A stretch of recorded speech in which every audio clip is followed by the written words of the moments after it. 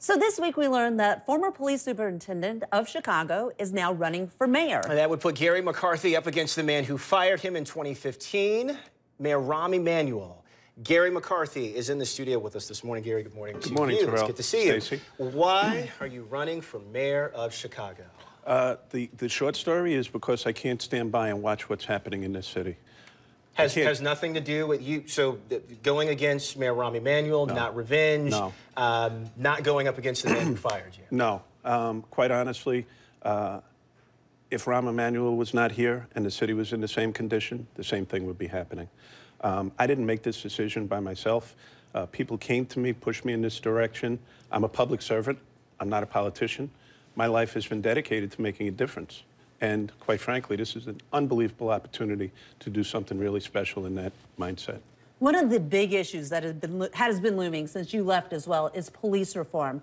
What would you specifically do? Because there are a lot of people out there who still expect change about the police reform issue. What changes would you make in the police department? Look, when I was here, we were doing well, but we weren't perfect. And I freely admit that. Reform is a process. It's not something that's going to happen overnight. People expect to throw a light switch and it's done. And it just doesn't work like that. It's the same thing with crime reduction. It took us 2 years to get to the point. Would you change anything, though, Garry, about what's being done now? Terrell, the reforms that are already about to go into place. Well, here's the first thing I would change. It would be very difficult for me not to micromanage the police, considering my law enforcement career. Right. But that's the first thing that has to happen. And the other thing that has to happen is giving the police superintendent the authority that he needs. And in the Laquan McDonald case, the only thing I could do was put him on paid desk duty, Jason Van Dyke, by Illinois state law. I was not in charge of the discipline system of the Chicago Police Department, which gave me accountability without authority.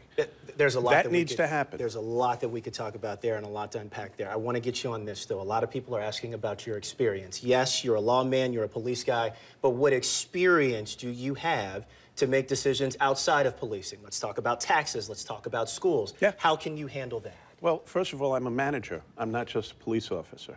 Actually, I'm not even a police officer anymore, right? But I was at the top of city government in 3 major cities of in this country. Yeah. New York, Newark, New Jersey, and Chicago. Worked hand in glove with people like Cory Booker. And at the end of the day, I've learned a lot about city government.